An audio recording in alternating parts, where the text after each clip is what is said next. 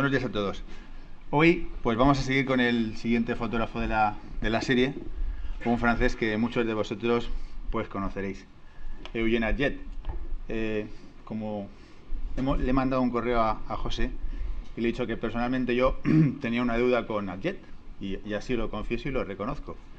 A mí me ocurrió pues que hace unos años pues no lo conocía y confieso mi ignorancia al respecto y dije pues esto no puede ser. Y además es el responsable, quizás, de despertar mi interés en conocer algo más de los clásicos. Hemos estado viendo aquí una parte dedicada a la exposición y a la medición y al manejo de la luz de extraordinaria importancia, como todos sabéis, y sin embargo sorprende ver cómo este hombre carecía de todas esas ayudas, de todos esos instrumentos para medir y para exponer correctamente sus fotografías. ¿Cómo lo resolvió? Pues a base de experiencia. Y vamos a ver algunos de sus ejemplos, ¿no? Personalmente, cuando he tenido pues que preparar esta sesión, la dificultad es encontrar también, como siempre, las fotografías, y más en el caso de Atget, que tiene una obra tan amplia y tan extensa, y ya empieza a haber recursos en distintos foros para conseguir fotos. Es más, las fotos publicadas, por lo menos a nivel personal, para mí no son las mejores. A mí hay algunas fotos que eran desconocidas y he tenido la oportunidad pues de ver entre 700 y 800 fotografías de Atget para ir a esta sesión, para seleccionar 20 o 30 que vamos a ver. Y además huyendo quizás de algunas de las más conocidas, porque las conocidas ya las vemos todos, las conocemos, muchos de nosotros. También veremos algunas de esas. Pasará lo mismo con otros fotógrafos, probablemente. Pero a mí me interesa, creo que es importante también ver alguna parte de la obra desconocida, pues como vimos la semana pasada con el caso de Nadar, con alguna fotografía de desnudo que es un poco más desconocida. Atget hablaba y se definía a sí mismo como una persona que se dedicaba a captar documentos para artistas. Y esta placa que vemos aquí es la que figuraba en la puerta de su casa. Yo me permito empezar la presentación pues con unas palabras: es temprano, París está tranquilo al amanecer, las callejuelas húmedas se despiertan lentamente tras el letargo nocturno. Con las primeras luces del día, un hombre enjuto y entrado en años, como cada mañana, carga un pesado equipo y camina calle abajo, un equipo que pesaba alrededor de 20 kilos. Unos metros más adelante se detiene frente a un escaparate en el Boulevard de Estrasburgo, observa la escena y se recrea unos instantes. Despliega en breve tiempo su aparataje, un trípode vetusto, una deslucida cámara y al poco la captura está hecha. Su proceder ha sido metódico, pausado y reflexivo. El fruto, una imagen que él considera como un mero documento para artistas. Y esta es pues una imagen cualquiera pues a la que este texto improvisado pues se hace referencia. El Boulevard de Estrasburgo de 1927, donde vemos un escaparate. Algo, quizás todavía quedan escaparates de estos en algunas ciudades, y es una muestra de la iconografía, del cambio de París en la época, donde ahí vemos, pues eso debe ser una especie de farmacia, donde dice bondage herniar, algo así, como bragueros, y fajas, incluso tijeras. Esta foto es muy significativa del París de la época. Se está produciendo un cambio además en la fisonomía parisina, y el tener un escaparate, además un escaparate grande, con cristales y con productos, era un signo de distinción.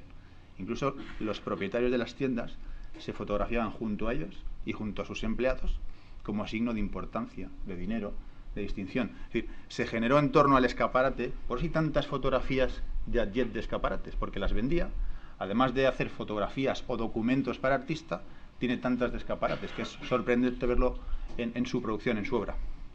A mí no son las que más me gustan, desde luego, algunas sí, por su originalidad y por algunos componentes incluso que algunos se han atrevido a calificar de corte surrealista, como veremos casi en las últimas fotos, ¿no?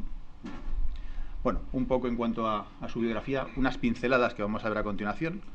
Este es un retrato de Eugène Atget, hecha por la fotógrafa americana Berenice Abbott en 1927. Ahí hizo una serie de 3 retratos, veremos al final de la presentación otro más, y aquí ya estaba, justo es en el año de su muerte, ¿no? Es un hombre abatido, cansado y ya pues viudo, ha quedado viudo recientemente. y hoy vamos a hablar de Adjet. Nace en 1857, se queda huérfano muy tempranamente y es educado por sus abuelos. Dicen que fue marino, que viajó a Uruguay. De hecho, él en algunos de sus escritos cuenta su afición al mar, su gusto por el mar, y recuerda su época pasada. Viaja poco tiempo, se dedica también a la pintura. Él trata de ser actor, le gustaba el teatro, estudió en el Instituto de Arte Dramático, y no consta que tuviera un destacado papel o relevancia en la escena francesa. De hecho, parece ser que no existe ningún cartel, ningún documento, ninguna referencia a su presencia en alguna obra de teatro en toda Francia en la época. Pero era su vocación. Como no triunfa como actor, decide probar suerte con la pintura. Su talento tampoco era excesivo, además en una época en la que rivalizaba probablemente con los mejores pintores franceses, o algunos de los mejores de la historia probablemente. Abrirse hueco en medio de ese nutrido elenco de destacados artistas en el campo de la pintura no sería fácil, y se dedica a la fotografía. Entonces es conocedor de la necesidad que tienen los fotógrafos de tener pues documentos, material para expresar sus obras. Y se dedica a realizar fotografías como un método auxiliar para captar lo que él llama documentos para artistas. Él nunca se consideró un fotógrafo, es más, incluso dicen que se avergonzaba de su profesión, y con una cámara de fuelle, con placas de cristal de 18 por 24, se dedica a recorrer París. París andando, París en metro, y transportando 20 kilos de material. Las placas, además, como todos sabemos, eran sumamente delicadas, y realiza pues distintos reportajes a lo largo de su vida. En los últimos años, debemos tener en cuenta además que él vive una época de grandes transformaciones, no solo por el comercio y la industria, la revolución industrial que aparece unos años antes en Inglaterra, sino vivió en la transición entre dos siglos, acabó entre dos siglos, en grandes cambios en las posibilidades técnicas y tecnológicas de la fotografía, y le tocó vivir también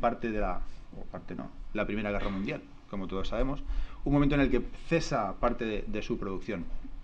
Esos últimos años hace cada vez menos fotografías y se dedica a clasificar, a catalogar su inmenso archivo.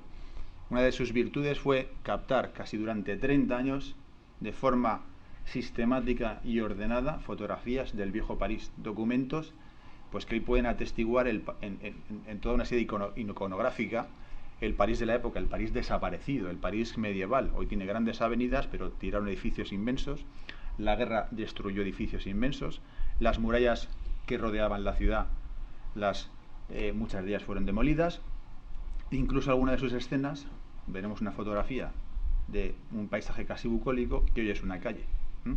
Bueno, estas son algunas de sus colecciones. Paisajes y documentos, la vieja Francia, vestuario y arte religioso, arte en el París antiguo, el entorno, la topografía del viejo París, interiores parisinos, etc. Más o menos esta es la ordenación que el mismo Adjet realizó. Aunque las fuentes fundamentales, si queréis tener más documentación, saber más de Adjet, yo recomiendo una, esencialmente, que es la Biblioteca Nacional de Francia, donde podéis ver muchas de estas fotografías todas, creo que están todas. Incluso llegó a realizar unas series de desnudos. Yo recientemente he visto hasta un desnudo masculino, es decir, cultivó no solo la fotografía callejera, sino hasta paisajes, detalles, bodegones no he visto, no he podido observar, pero supongo que también, ¿no? Y vamos a ver algunas de sus fotos y vamos a comentar alguna cosa más sobre su trayectoria. Este es su estudio, una foto realizada por él, el estudio del fotógrafo, en 1910. Su rutina era fotografiar temprano. De hecho, los artistas o los pintores fundamentalmente reclamaban fotografías sin gente en las calles, para poder después desarrollar de una forma más, seguramente mejor, su propia obra de arte. Por eso él tempranamente salía a la calle y casi con París vacío empezaba a fotografiar. Muchas de esas fotografías están ausentes de personas, en algunas incluso aparecen personajes casi fantasmales. Alguno ha querido ver escenas surrealistas en dichas fotografías, ¿no? Y son por los bajos tiempos de exposición. Él manejaba fundamentalmente dos lentes y apertura, el tiempo de exposición más rápido que podía conseguir estaba en torno a una décima de segundo, un onceavo aproximadamente, con lo cual necesitaba trípode y tiempos de exposición pues algo largos. A esas horas de la mañana pues él obtenía una luz que le permitía capturar la escena pues en esas condiciones que él consideraba las más propicias, las más idóneas. Estas son unas escenas que yo he llamado reflexiones, pues donde vemos reflejos precisamente, y es lo que ha dado pie a considerar a Jet un surrealista o un precursor del surrealismo, que fue pues un movimiento impulsado también por Man Ray, otro fotógrafo que veremos en torno a 1920, 1930 aproximadamente. Los títulos los he dejado en francés, algunos de ellos, porque como no conozco el francés más que de mi época del colegio, soy un mal traductor, entonces no he cometido la osadía de traducirlo. Y es más, incluso el propio Atiet no le daba nombres a sus fotos porque eran documentos para artistas, no le preocupaba. De hecho, veremos en algunas imágenes cómo aparecen, como en esta, en la parte superior, pues una parte negra, un viñeteo, y es porque eso no le importaba. Él captaba el documento, se lo daba al artista. Él no tenía una finalidad artística ni fotográfica, no se consideraba a sí mismo un fotógrafo. Y vemos pues un ligero viñeteo en la parte superior. Y vemos en esta, ¿por qué reflexiones? Pues porque aquí es casi un autorretrato. Vemos curiosamente el trípode en la parte derecha de la fotografía, el trapo que tapa la cámara oscura, y el cuerpo del fotógrafo coronado por la cabeza que asoma de uno de los curiosos visitantes o personas que estaban en el interior. Vemos además, hay dobles fotografías en muchas de estas. La primera, pero vemos una segunda foto en la ventana, donde vemos el París reflejado, la reflexión. Vemos las calles, vemos al fondo los árboles, vemos parte de los edificios, y esto es una constante en su obra, ¿no? Por eso muchos hablan de Atiet como un precursor del surrealismo. Estas fotos que aparentemente no dicen nada, pero si nos detenemos, yo he puesto un trozo de una ventana, pero si vemos las dos cristaleras anexas, como podemos observar, se ven árboles, es decir, hay algo más en esas fotos oculto y que solo el estudio y la mirada atenta permite revelar, quizás pues de forma casual, ¿no? Igual no era la intención del artista, pero el caso es que está ahí, lo captó. Otra fotografía de escaparates donde nuevamente pues vamos a ver al propio Atiet. Quizás ahí pasa desapercibido, pero lo vemos en la foto de la derecha con un sombrero, de pie, mirando hacia la cámara, de perfil, de costado, ¿no? Otra más en la que aparece en esta ocasión la cámara del fotógrafo en la Embajada de Austria en 1906, donde en esta ocasión el propio Atiet no... ¿Por qué aparece esto así? Pues porque a él no le importaba, como decíamos, el resultado.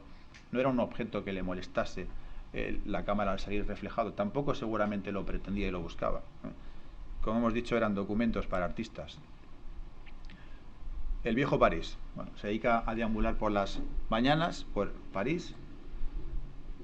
Y esta es una de las fotografías en una callejuela parisina, donde además dijimos en la sesión anterior pues que en la época de Nadar había del orden de los 200 estudios, 250 de fotografía, y al menos en dos obras que vamos a ver aquí, vamos a ver precisamente la presencia del fotógrafo de otra forma, en forma de estudios en las calles parisinas, y lo vemos allí, fotograbados, ¿no?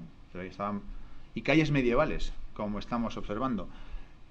Huye de los escenarios pomposos, por así decirlo. Debemos recordar además que la Exposición Universal de París, creo que es en 1899, con tal motivo se construye la Torre Eiffel. Solo aparece la Torre Eiffel, creo que en dos fotografías de ayer, y además de una forma soslayada. Él evitaba los grandes palacios, los grandes escenarios, el boato, el lujo. Él se centra en estos escenarios más antiguos, más, como vemos aquí, más bucólicos, más líricos, más poéticos incluso, podemos decir. La calle d'Ursins, Rue d'Ursins, donde además, bueno, pues aquí incluso vemos ya elementos compositivos, profundidad, primer plano, escala, dimensión. Esta foto para mí pues me transmite más valores o una aproximación sobre incluso sus conocimientos pictóricos, aunque escasos y como mal pintor, probablemente influyeron en su modo de ver la ciudad y le permitieron también pues un dominio de la composición, de la escena. Es más, él buscaba algo que los fotógrafos de arquitectura pues hoy manejan, que son las verticales cuando se nos tumban. Y para eso levantaba la cámara, la inclinaba ligeramente hacia arriba. En algunas de sus fotos observamos que por eso aparece una zona sombreada en la parte superior, y es porque ya él buscaba la corrección de las verticales. Y de hecho, yo no he visto fotos en las que esas líneas verticales se encuentren convergentes.